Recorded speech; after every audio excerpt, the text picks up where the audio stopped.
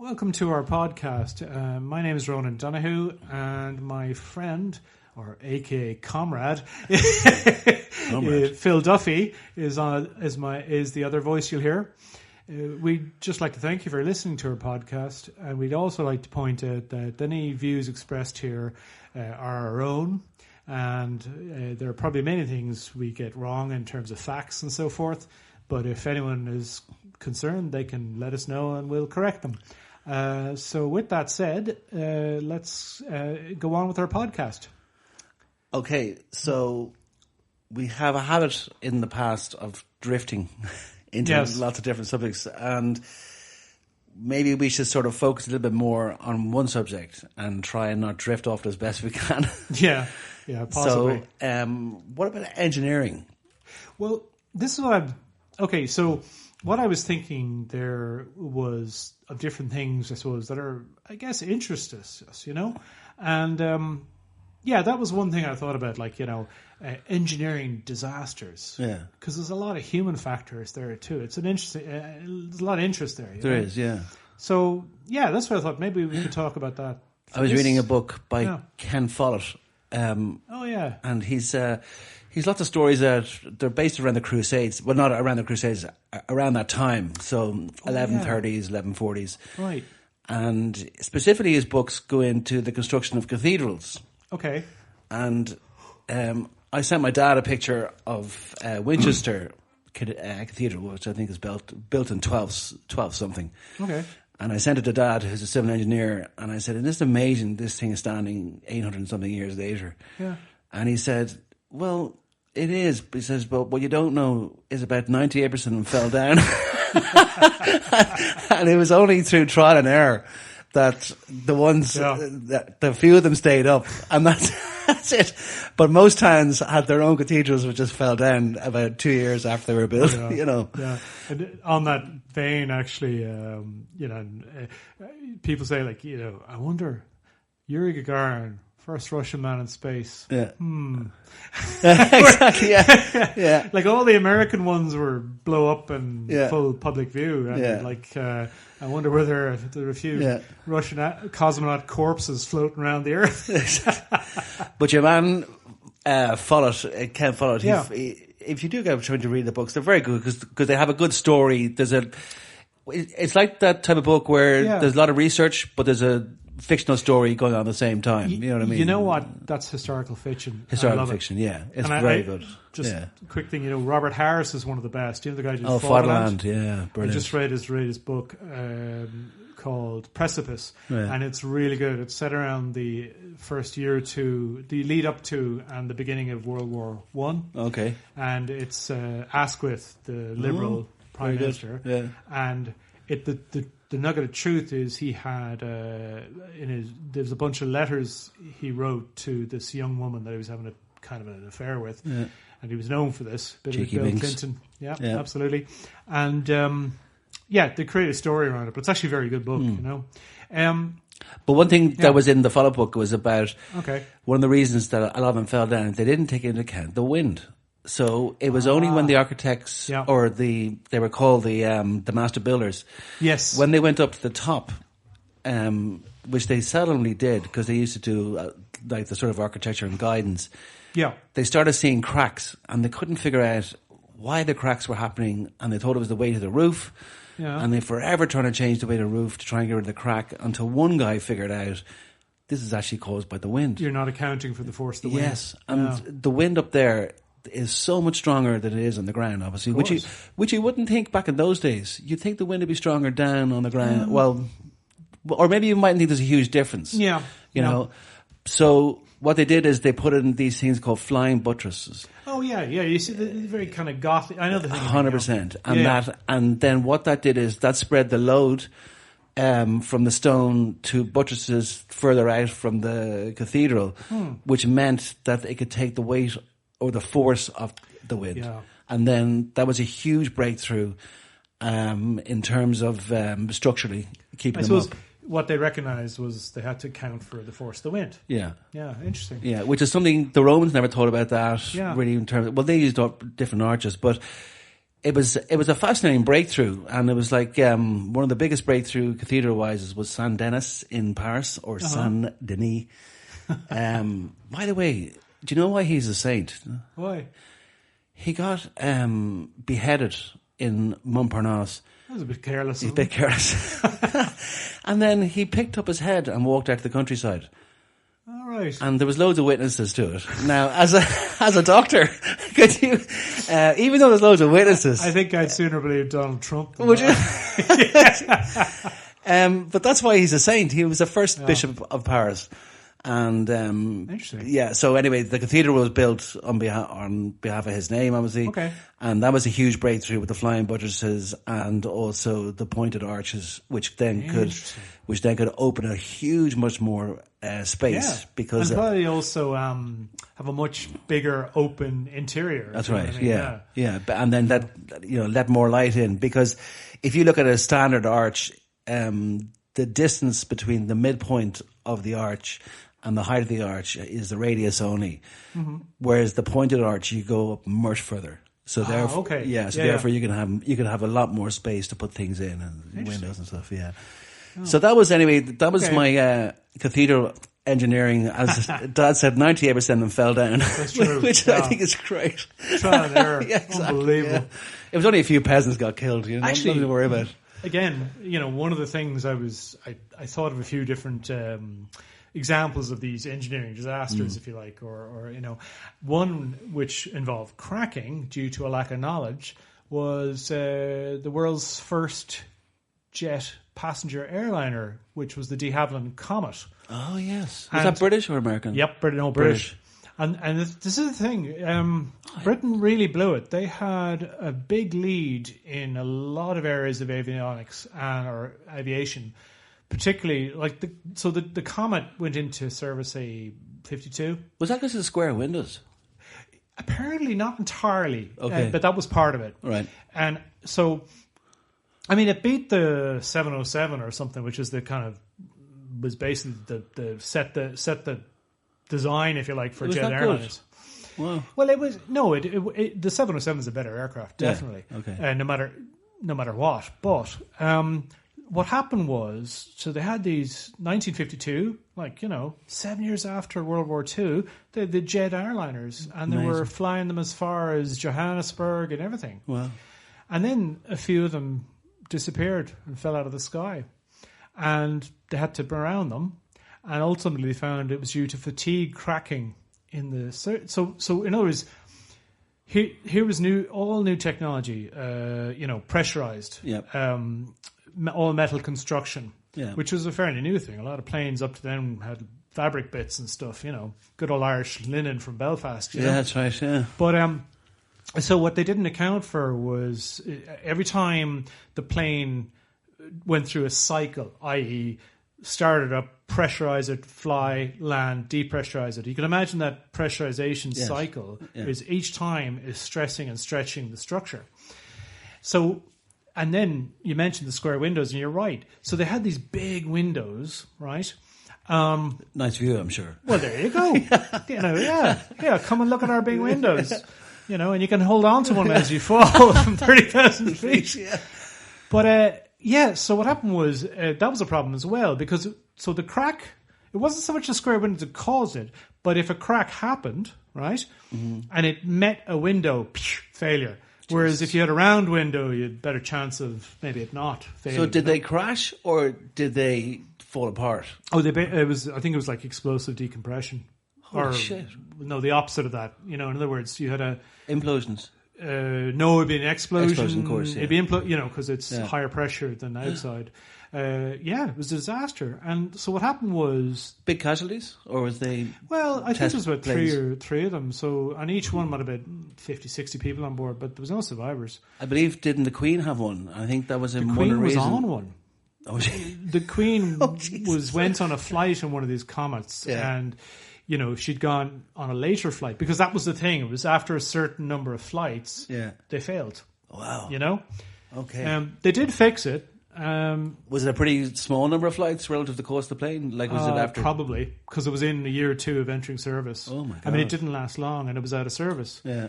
And what they did, was apparently a very, very neat thing. They got a massive tank of water, right?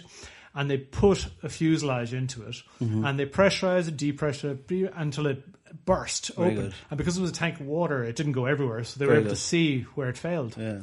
And that's a big thing these days. Aircraft, you'll find that in most aircraft disasters, it's due to a missed case of fatigue. They missed. So did they actually fix it, or was the reputation so bad that there was nothing they could do? Bit of both.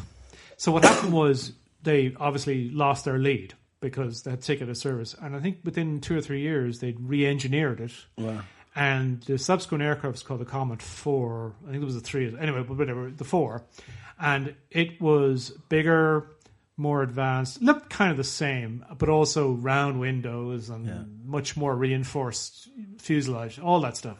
So, and it actually proved to be But at this stage, it was too late to become manufacturing. They'd lost their lead. The Americans had caught up, and they couldn't compete on scale with Boeing and all these people, McDonnell Douglas or Douglas, whatever, Yeah.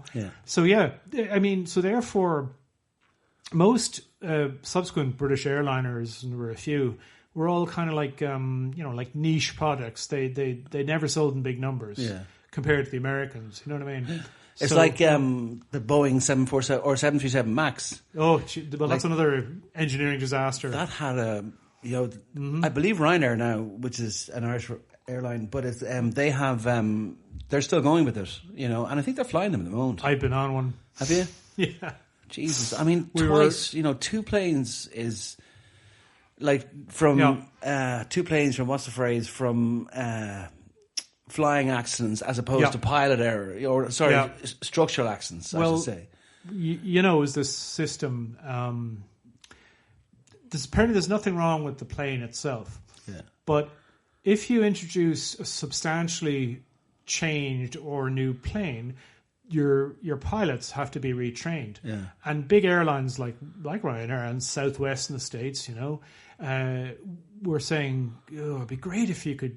The guys with the type rating or the license to fly the older 737s could just fly this one. Like straight away without any training? Or because that's hugely expensive. Okay. It takes time. Yeah. So it was a real advantage. They say, you don't have to retrain. That's like for why, say, a lot of airlines, once they go Boeing or Airbus, that's usually it. Yeah. Because it's a massive job to change. Yeah. So the thing was, the plane flew quite differently to the older 737s. It's got to do with center of gravity or where the engines were and so forth. But they kind of put this artificial system into it. Oh, God. That, if you made it fly like the old plane. Oh, okay? Very good. Right. But it was flawed, and it also, the way they talk about critical systems, there should be more than one point of failure. Yeah. And unbelievably, there wasn't. One thing failed, the whole thing went bonkers. Because there was two. There was Lion Aircraft, I think, or Lion Airlines. Ethiopian Air. Was it Ethiopian? Or yeah. It was an African airline. Yeah. Jesus. And apparently, obviously, the Boeing tried to blame these, little brown people, what do they know? Clowns, and they had to take that back because these were extremely experienced pilots, often trained in Europe and the States. And, these were airlines that actually had, quite good safety records. I think that they had very little time to get their act together. It was kind of the reputation. If you look at a company like Ryanair, I think they just have 737s. That's all, isn't it? Oh yeah, single type. And the same with Southwest and a lot of these, volume carriers. You know what I mean? And also, you would think that Ryanair doesn't need any other planes because it decided not to do the transatlantic. Fair enough. Yeah. The system itself, basically, what happened was, if this one part failed, the system would keep activating and was forcing the plane down because the way something about the center of gravity, the plane would tend to be nose high, and the system would artificially force down. And the pilots were fighting this. Jesus, they didn't know about it because Boeing didn't tell them about it, which is disgraceful. God. Had they done that, the pilots would have known to switch that thing off. end of problem. But instead, these planes, they were trying to fight, and they were up and down, and then like an oscillation, and eventually, disaster.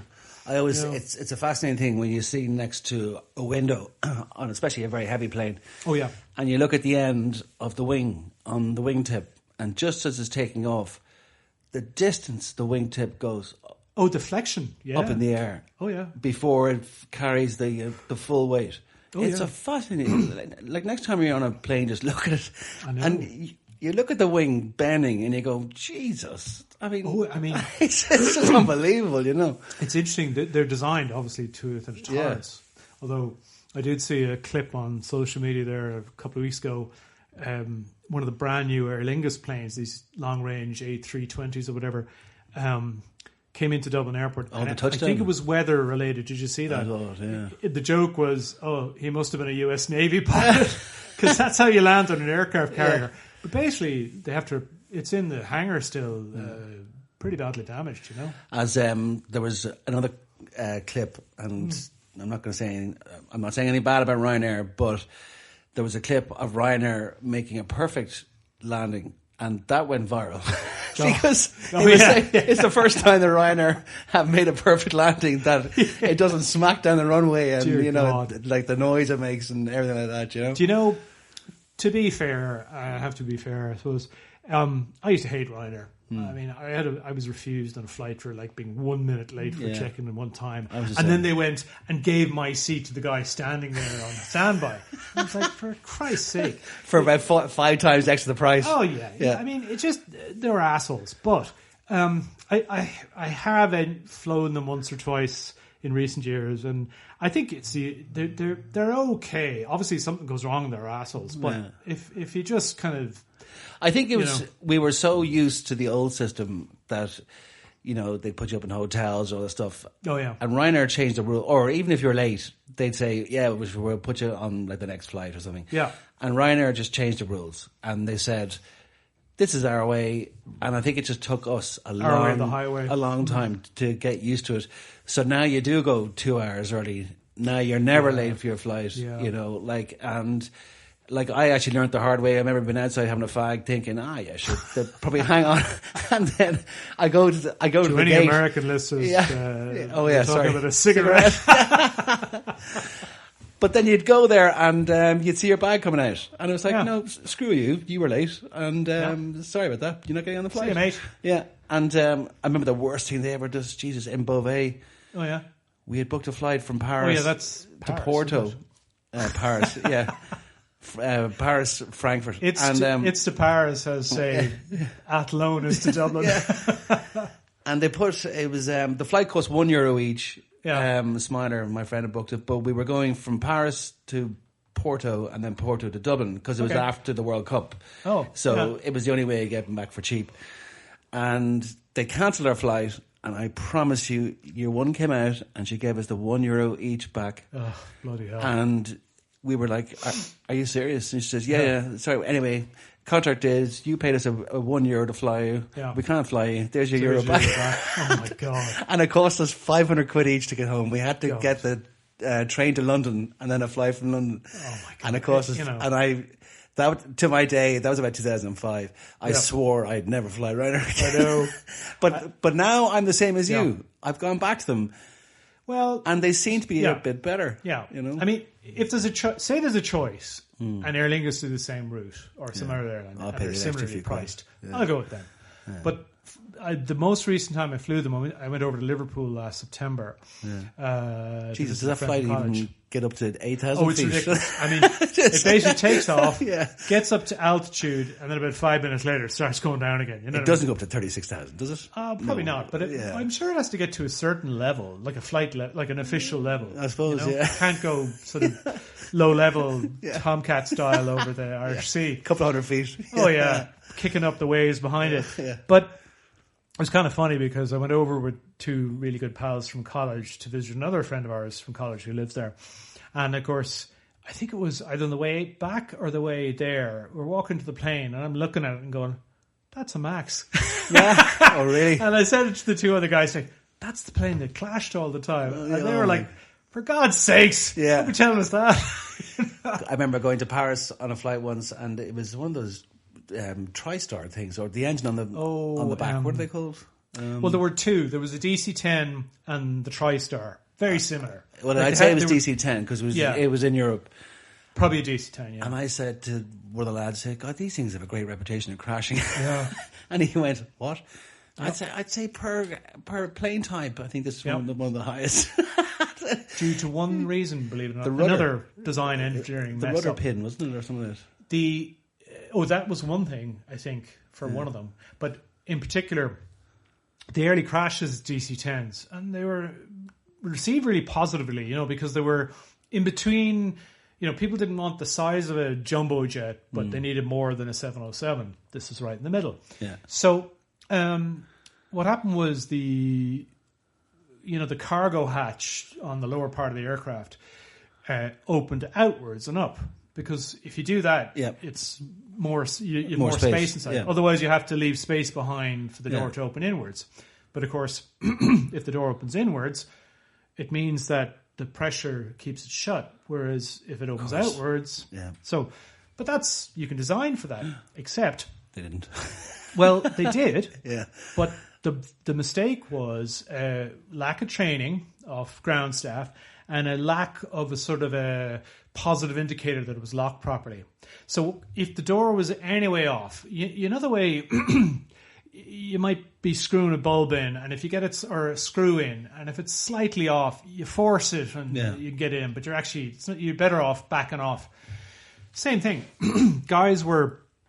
Baggage handlers were trying to close these doors, and the thing wouldn't bloody close. They'd give it like a kick, and then the light would come on to say it's closed, like a green light or whatever.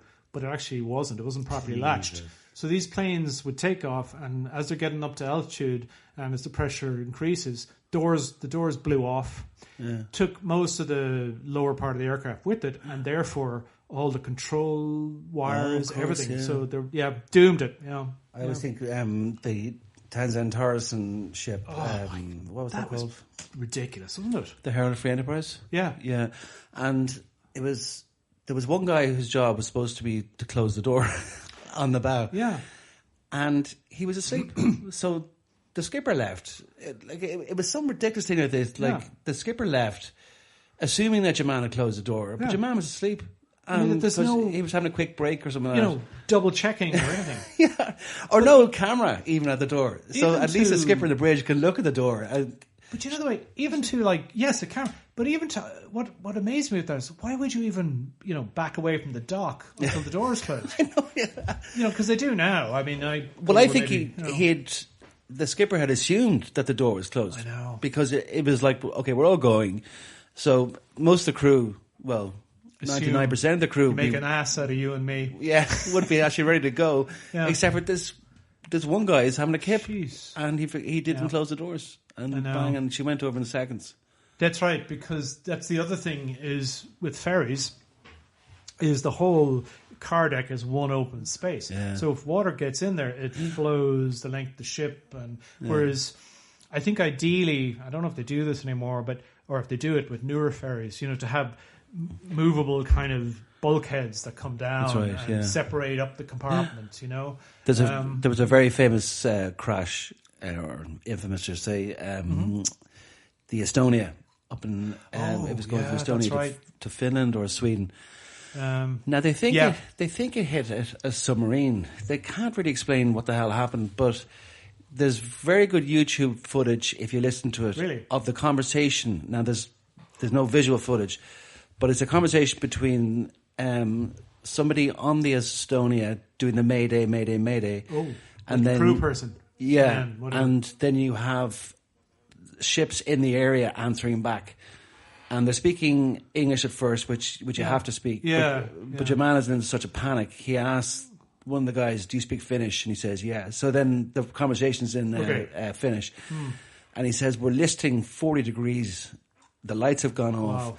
And then you hear the whole rescue. So you hear it's Celia Europa is the ship that's there.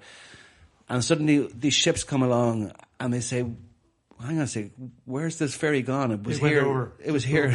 It was here a few seconds ago.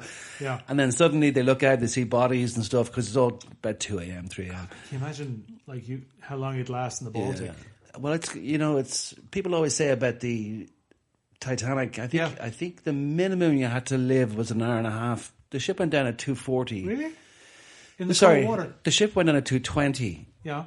And not the Californian. What was the ship that turned up? The Carpathia. Oh, yes, Carpathia. The Carpathia got there at 4:00. So it was an hour and 40 minutes you had to survive in the water. Yeah. I think one guy did. Maybe a handful. Yeah. No, I think it was just one. Really? Yeah.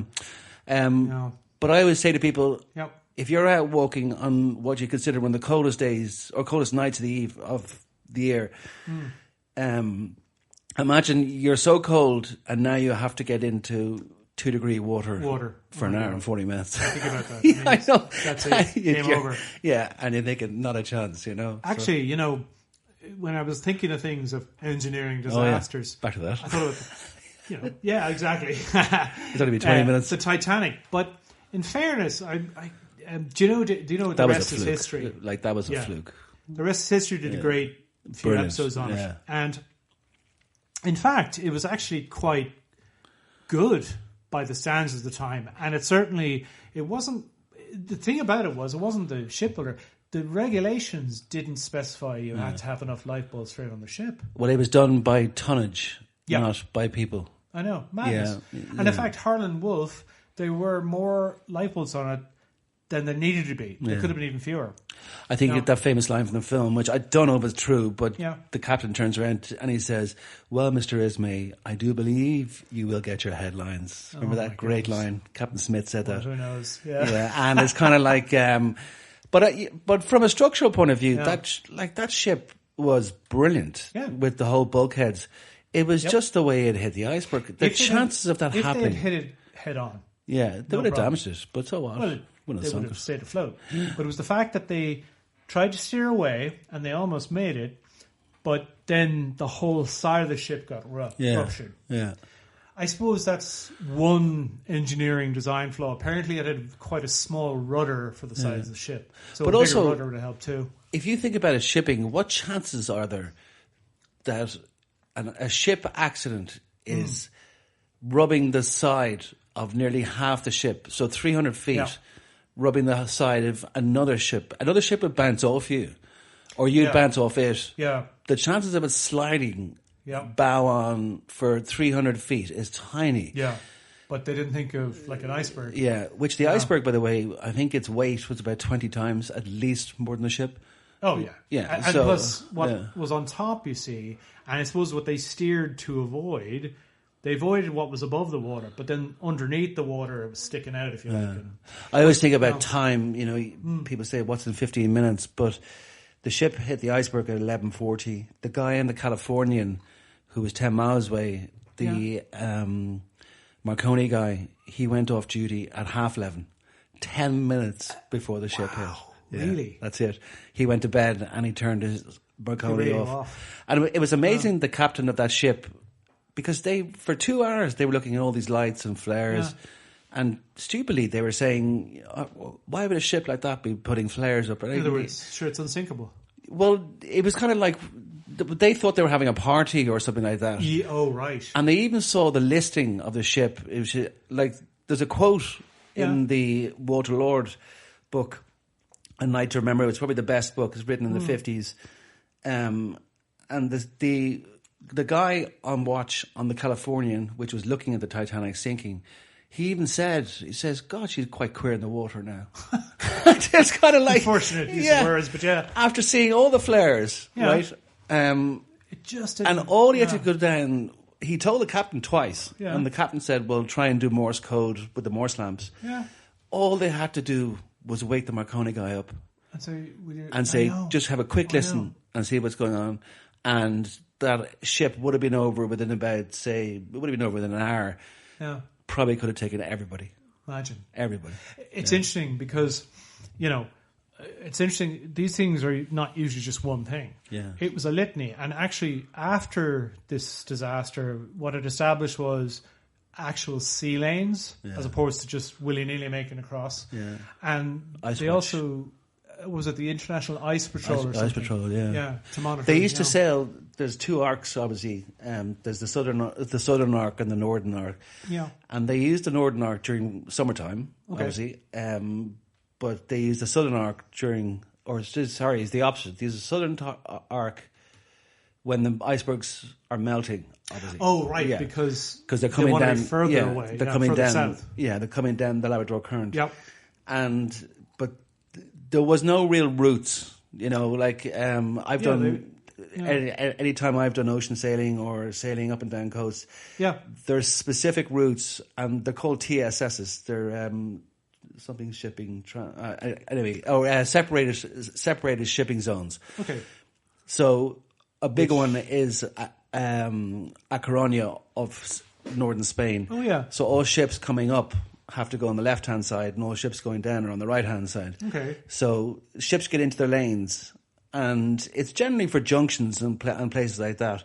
So they stick to their lanes, so there's very little chance of them hitting, because the lanes are about 3 miles, 4 miles wide. Wow. So, okay. Yeah. So there's very, very little chance of them hitting. Same principle as aircraft. They have to be... Yeah. But back then, I think you can just go where you want. No, that was the case. Yeah. And also, further point, other changes, I believe, was that ships were required to man their radios around the clock. Yeah. And also, they changed the lifeboat thing that you have to have one. The Marconi thing at the time, I don't think that was even a safety measure. I think it was just a business on the boat. Yeah, they probably which sort of lent...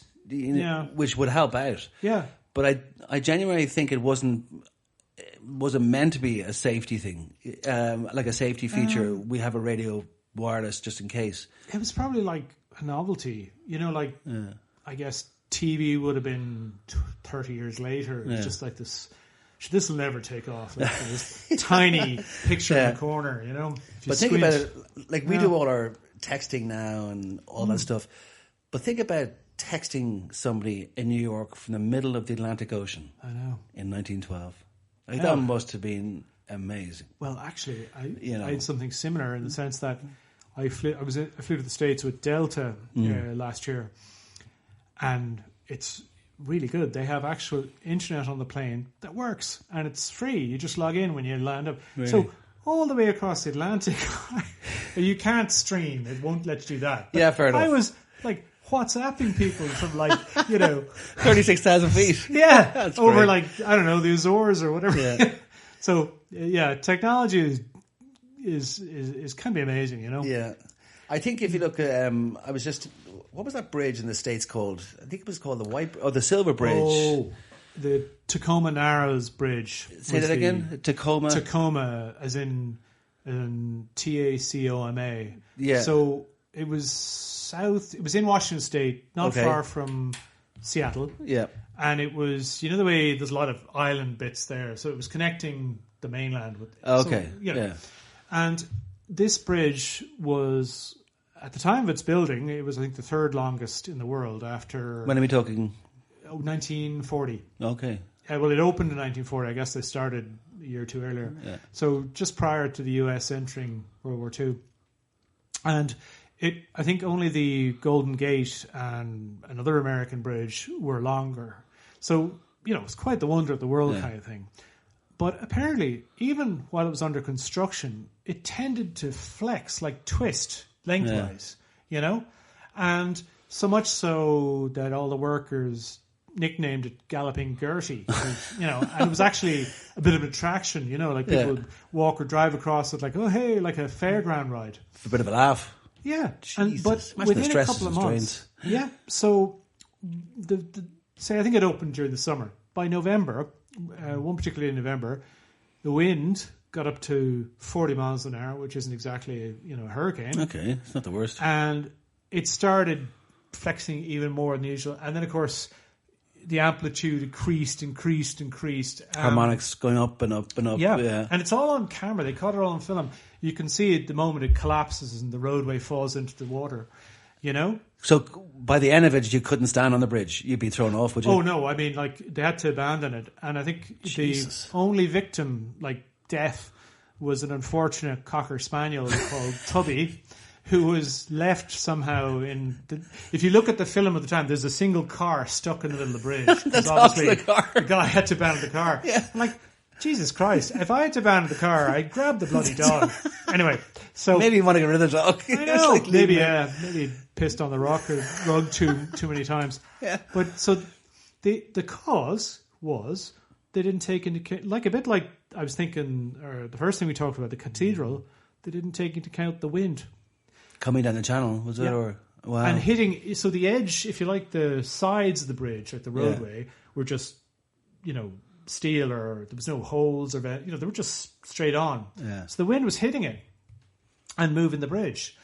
And so subsequently, once they discovered this, now bridges, they obviously were more reinforced, and they would sort of not put solid things with maybe perforated sides to allow the air to flow through, and even like more modern. Of course, very good. Yeah. Do you know what I mean? And then of course they went to the box girder style of bridge, like I think the first was the Severn Bridge from the 60s in England.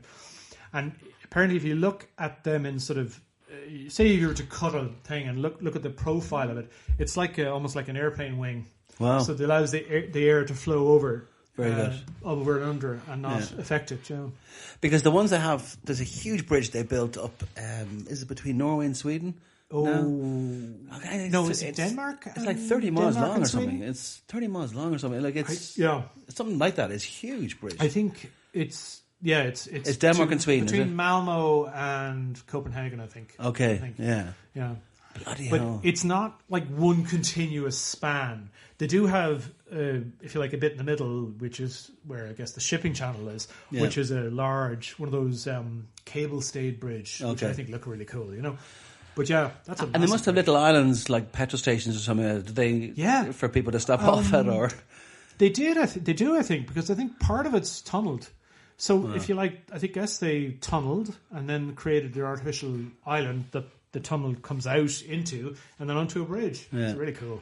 What was that movie where they blew up the dam and then the dam did the bridges? Force 10 from Navarone, was it? No, the other one. I think so. Or was Force 10 with Gregory Peck? No, that was Guns. That was Guns and Navarone. Yeah, Robert Shaw. Force 10 was Robert Shaw. I think it was a bit of a shite movie, but anyway, it wasn't. It was a weak. The British guy, all he had to do is blow up if he blew up the dam, the dam would break. The water would come through and then destroy the bridges further on down the river. That's right. Yeah. And actually, the most famous example of that is during World War II, the dam busters. Yes. The bouncing bomb. And what do you mean? Was it Whittle? Was it? Or was no. Barnes Wallace. Barnes Wallace. That's right. Yeah, that's right. Yeah. And it's terrible. I read a great book by one of these good historians, I think Max Hastings or something, about that whole Operation Chastise is what it was called. Very good. And it didn't really achieve much, actually, at the end of the day. Was it the Ruhr Valley, was it? Nearby. Okay. That part of Germany. Yeah. So the idea was you knock out these dams, obviously great physical destruction, but also they'd lack electricity generation. But amazingly, in the middle of World War II, the Germans rebuilt it within a year. Jesus. Or one of them anyway, the big one. Oh my God. And tragically, like obviously people who lived downriver from the dam, a lot of them drowned. Like there was a tsunami, effectively. And tragically, a lot of them were like forced labourers from Poland and all. You know what I mean? Like prisoners of war, essentially. Yeah. There's fascinating video footage of flash floods, and especially in the States. And I can't think of what state it's in, but you enter these dry riverbeds. You're on a walking tour. It looks like that's Nevada or New Mexico. Los Angeles River. No, but this is out in the desert type thing. Oh, right, okay, right. But there's sort of riverbeds. These dry riverbeds. Yeah, and you're walking in them and there's nothing going on. There's actually no water at all. Yeah.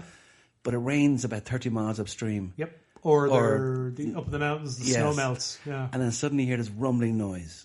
And this deluge of water with all the trees and everything comes towards you. And did it like catch this group? Oh, it's killed, yeah, because people are sort of standing there looking, and this is wonderful, you know, seeing the little trickle, and then what they don't see is the huge tidal wave. It's kind of, you know, there's a reason the riverbed is there, you know, and it's one thing I actually learned from engineering is never divert a river. Anytime it's ever been tried, there's a reason the river goes a certain direction because it's the fastest way the water gets from A to B. And you could divert the river and put a big bow in it, like an oxbow or something like that.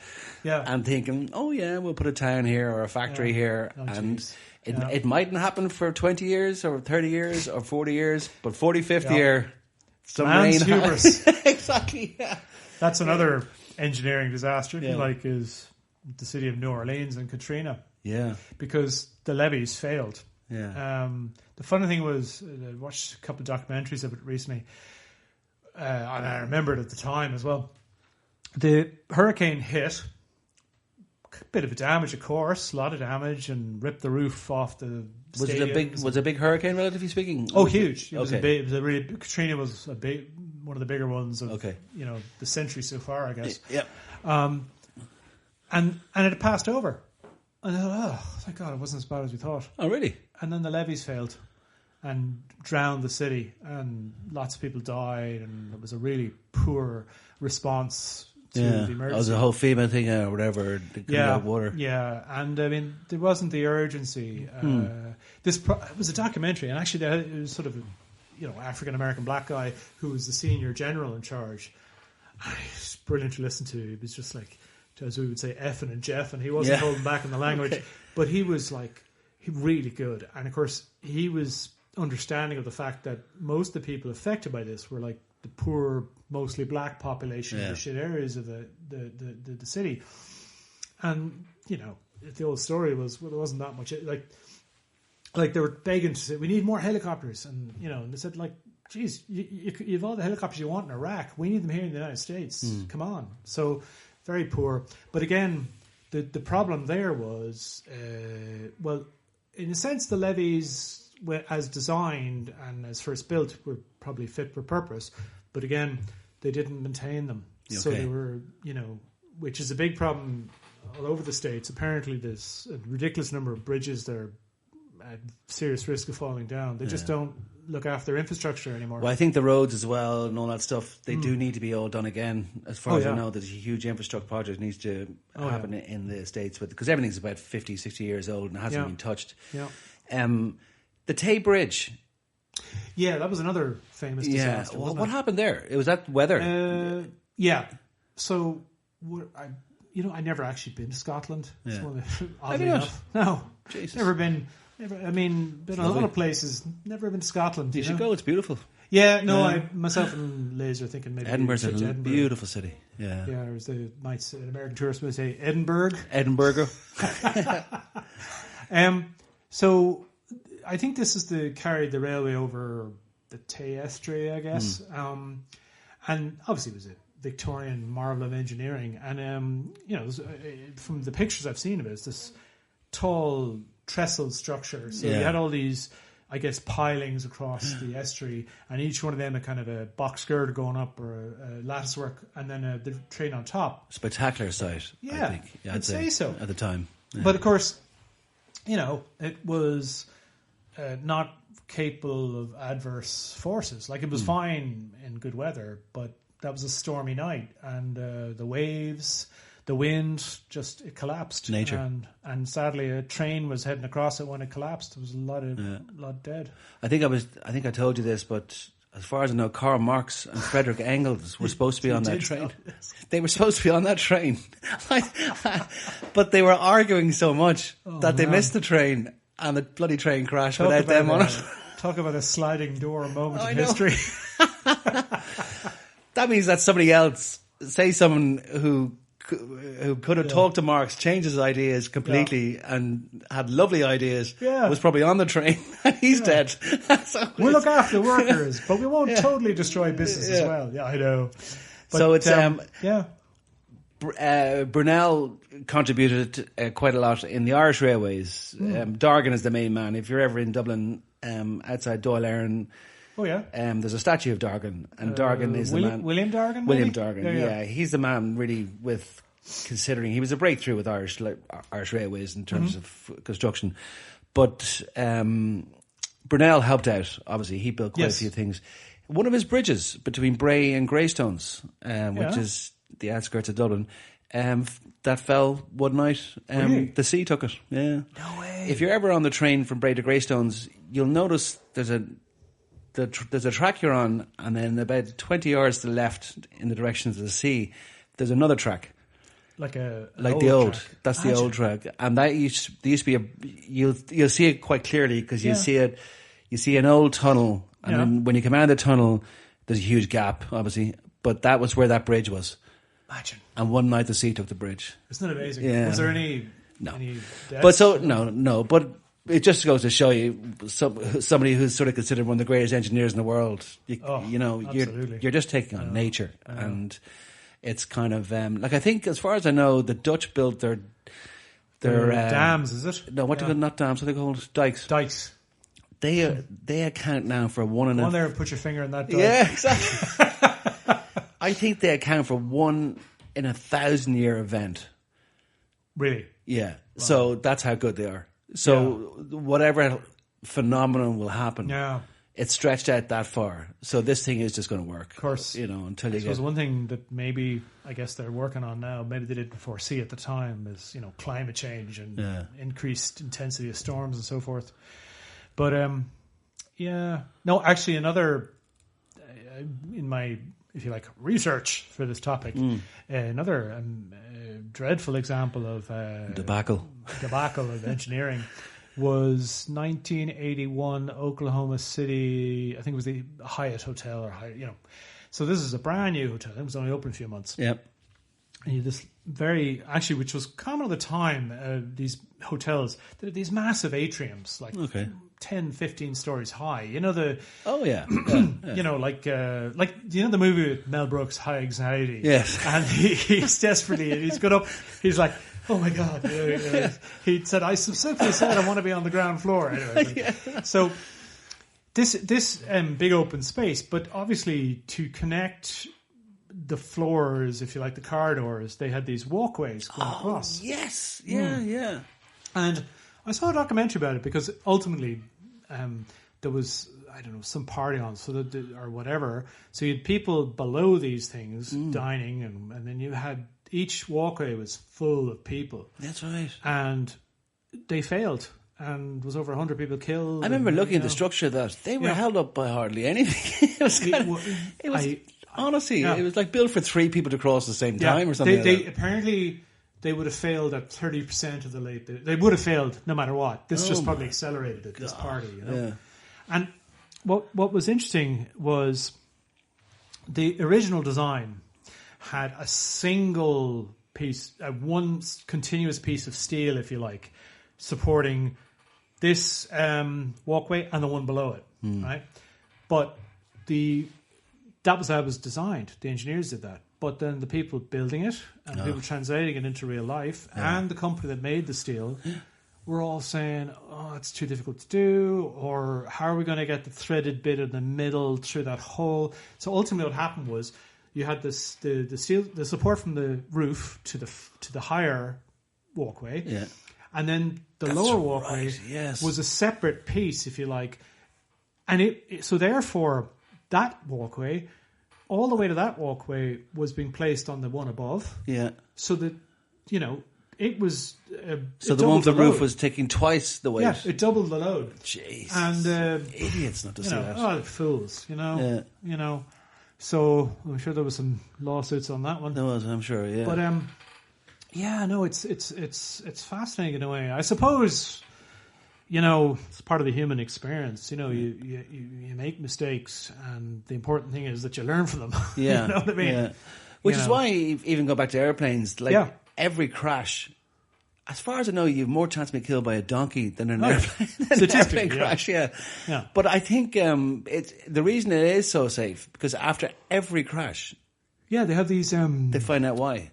aircraft investigators like FAA in the States, CAA, and all these international organizations. Yeah. Do you remember, not an engineering disaster per se, it was an act of terrorism.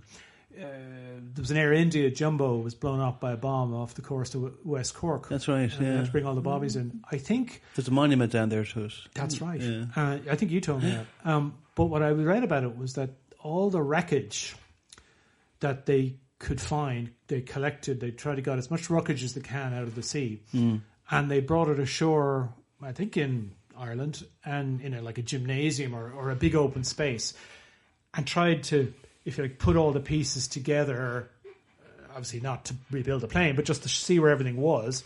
And that's how they would identify where the bomb was, because they'd say, oh, look, this was ripped apart. So it was a bomb in the hold or whatever, Appalling stuff, really, Do you think for components-wise, engineering-wise, that space travel is one of the safest forms of travel?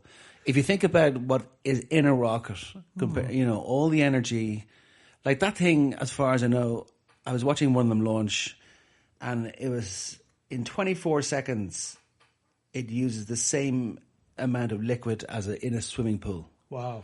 In 24 seconds. Amazing. So if you think about all that,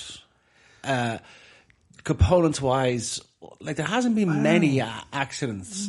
There was Saturn. Wasn't Saturn the one that blew up on the deck and the three lads got roasted alive? That wasn't a rocket explosion. Again, another design disaster. Yeah. It was the Apollo 1 capsule, and it was meant to be the first one to go up with three guys, Gus Grissom, Wally Schirra, and another fella. Anyway, so it was the first one.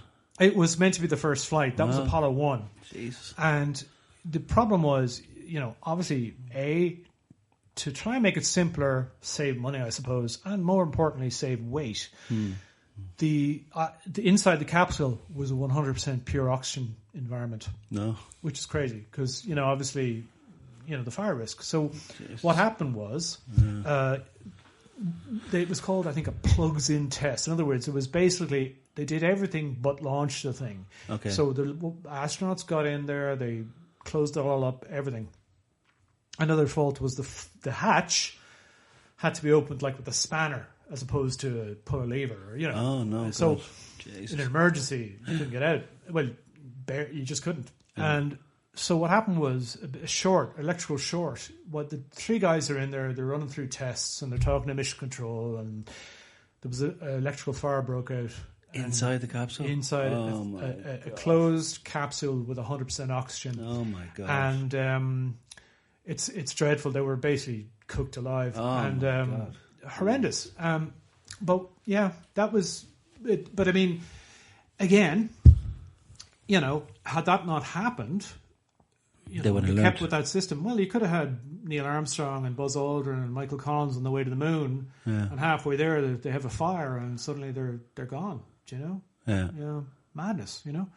But I don't know about spacecraft or space travel being that safe. I think it's as safe as they can make it. Do you know what I mean? Okay. Yeah. What was the thing? Would it worry you if you were to take a space travel? Would you be worried about the chances of dying, or would that come into your head? Yeah, I think it would. It would. I think if I was sitting top, like I don't know, the equivalent of a Hiroshima mountain energy. I think the Saturn V rocket. That the energy it blew out the end was the equivalent of an atomic bomb. Admittedly, a small atomic bomb, but it was huge. Yeah. And in fact, the Soviets tried to make a moon rocket, and what they lacked was they didn't have the technology to make big rocket engines. So they made this rocket, which was similar in size to the Saturn V. Yeah. Sufficient to get enough payload up there to go to the moon. But instead of the Saturn V had 5 engines, it had 30 engines, because they could only have the small engines, but they had to load them. Oh, yeah. And the issue was they could never get them all to work together. So there'd be always some of them failing and everything. Jeez, screw that. And would you believe, they basically abandoned it for 2 reasons. Number one, the Americans got there first, so the reason for going was kind of gone. And also because one of them exploded on the pad. And I read something, it was more than 1 kiloton. It was like a tactical nuclear weapon in terms of explosive. It absolutely leveled the area around it, killed the Soviet general of the Air Force in charge of the rocket. Like it was unbelievable. Yeah. You know? Yeah. I was thinking of an engineering thing in London. No. It wasn't the Shard, or it could have been the Shard. Yeah. There was a building they built. I think it was the Shard. I know what you're going to say. But they built with concave windows. Yep. So the sunlight was reflected down onto the street. Burning holes in cars on the street. And they couldn't figure out why these cars are getting burnt. Yeah, and they were going, like people coming back with like a hole or the paint all scorched on the roof. And they were thinking, how the hell did this happen, you know? So funny. And I think somebody walked through it one day and got burnt, just walking down the street. Can you imagine the heat of that? And so it was pure reflected sunlight through a concave mirror or concave window. Just straight down on the street, you know. Actually, another thing I was looking at in terms of engineering, leading to disaster, if you like. And in a way, this was more understandable because it was in wartime. Yeah. You know, the Germans towards the end of the war, came up with these kind of in desperation weapons. Yeah. Now, one was the Messerschmitt jet, the 262, and that actually was very good. The problem was the engines used to fail every 20 hours or so because they didn't have the materials to build them. Of course, yeah. But they also came up with this mad joke called the Comet. Yeah. And this was rocket-powered interceptor, right? So this thing was very small. It was basically developed from a glider. So if you can imagine, it had no tail, just the wings, you know.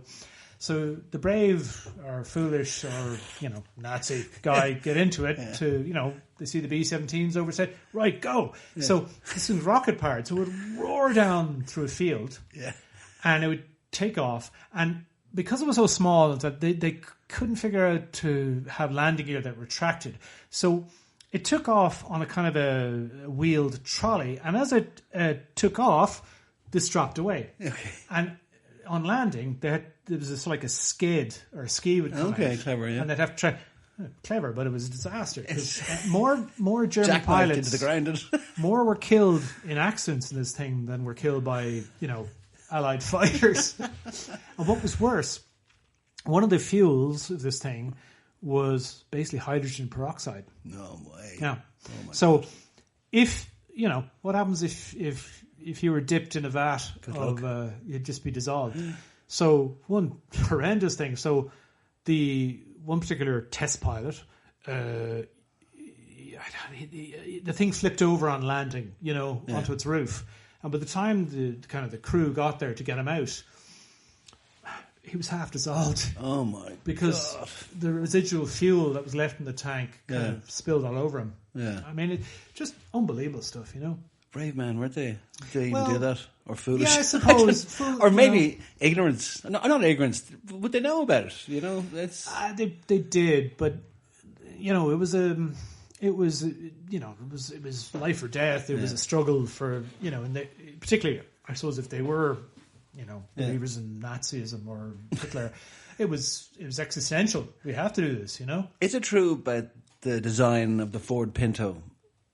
Oh. Yeah. Is that true? You didn't touch. That's actually very true, I believe. The fuel tank was at the back, wasn't it? Well, no, it's more subtle than that. And again, is this an engineering disaster or no? This is probably more malfeasance, to be honest. Okay. Yeah, because essentially, so the Pinto, which was, as the Americans would say, a compact car, hatchback basically. It wasn't that small. Certainly not big. Like a Volkswagen Golf, nearly. Yeah, bigger than the Golf, but not much bigger. And by today's standards, it would be a small car because cars have grown in size. Essentially what happened was they designed this thing in, say, 71, 72, early 70s. Mm-hmm. And as designed, it had a regular kind of chrome bumper on the back.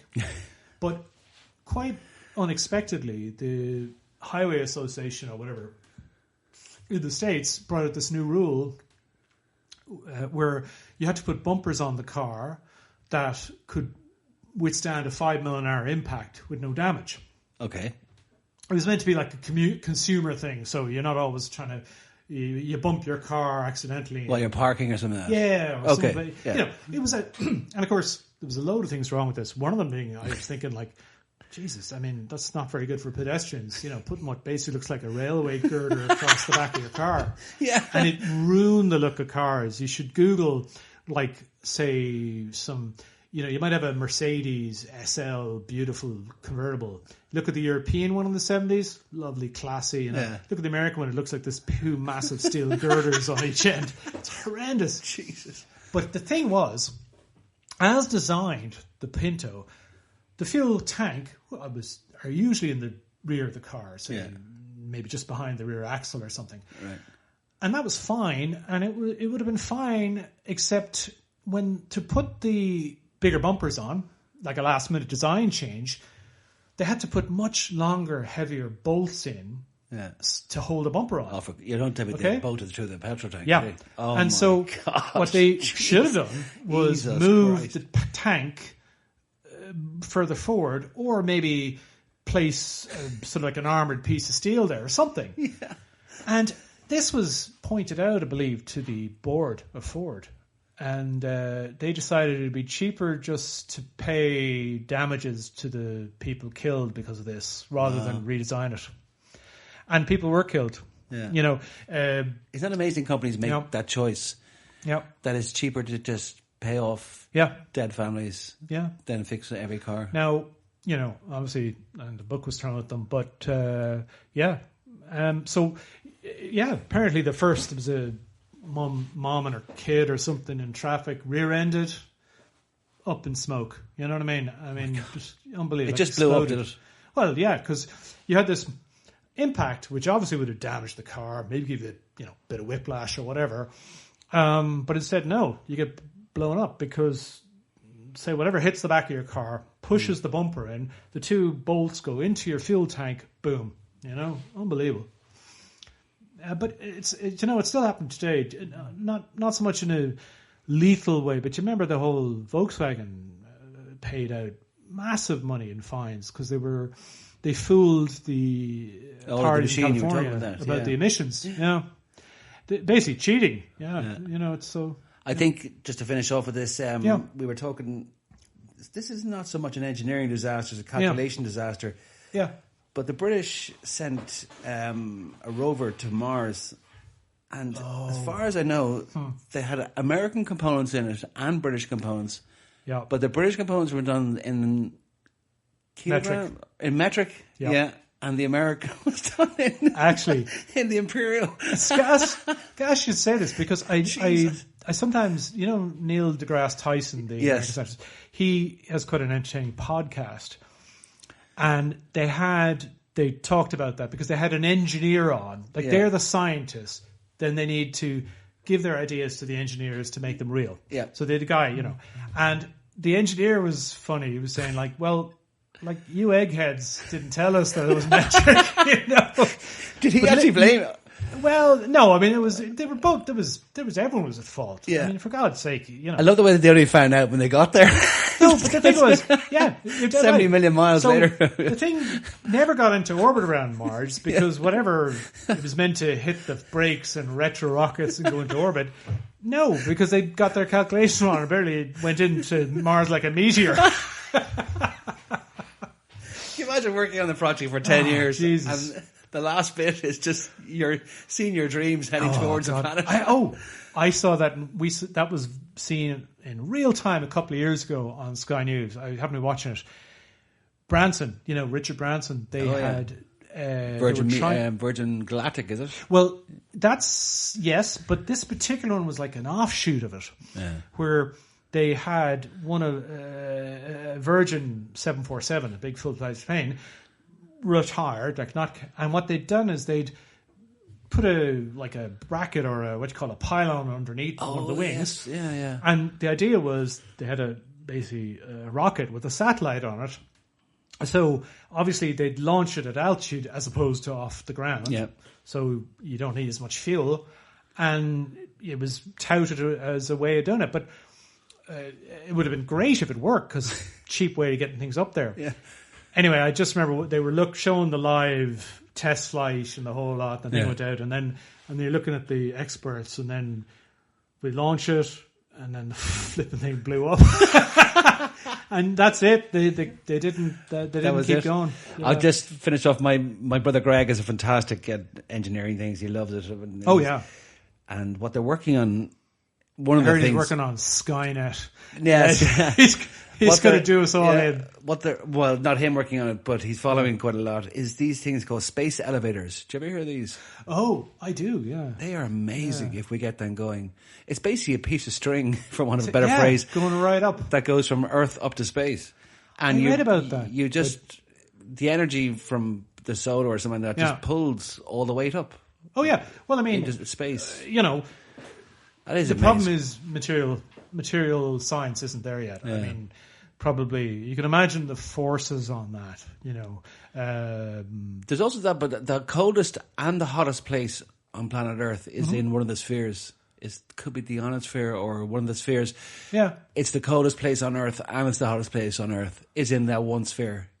Because it should make its mind up. Yeah, I know. Because it's where the sun's rays get protected, or maybe protect us, or causes damage, or something. Get trapped, I suppose. Yeah. Maybe the way. And so to go through that is kind of you would have to go through that. But I think it's a fascinating engineering thing if they figure that out, because that's just it's brilliant. Actually, if they ever do it, I don't know they will. Harking back to an earlier thing we're talking about, time dilation and relativity and that. Recently last week, myself and Liz watched Interstellar. Oh, I love it. Which is a bloody brilliant movie. Yeah. But I only understood it because you were telling me about it. The bit where they go to the planet with the water. Oh yeah. And they're only there like a couple of hours, but 20 years have passed. That's right. Yeah. And Liz didn't realize that, so it was hilarious because they come up and I'm like, I remember this bit. I didn't say anything. I said, I remember this bit. And then the black guy, the other astronaut, what's his name? I can't remember his name. Is like 20 years older. And Liz was like, what? Yeah. How can that be possible? Yeah. I know. Yeah. But geez, brilliant. Yeah. Very good. Okay, well, look, I'll wrap up there, the engineering. I hope you found that pretty interesting. Yeah. Well, it's... I found it interesting anyway. Yeah. But I do think, that might be the way to go. Maybe we can do our asides, but maybe stick to a core topic, perhaps. Great. And listen, if Michael Leary's listening, I'll be seeing you on Ryanair soon, okay? Yep, absolutely. We love Ryanair. Since the old 737 MAX is back. Sure, it's grand. It's grand. Sure, it's great. It'll do a great job. Absolutely. Okay, amigos. Right. Adios. Take care. Bye.